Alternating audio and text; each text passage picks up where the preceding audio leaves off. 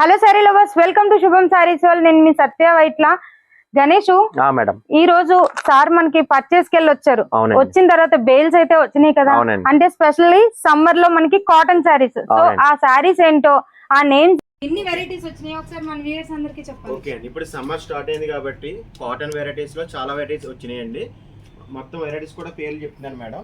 ఇది వచ్చి మనకి జైపూర్ కాటన్, ఇది వచ్చేసి మనకి బెంగాలీ కాటన్, ఇది వచ్చేసి మనకి బంగ్లాదేశ్ కాటన్, ఇది ముస్లిం కాటన్, ఇది వచ్చేసి మనకి మల్మల్ కాటన్, ఇది వచ్చి మనకి జైపూర్ కాటన్.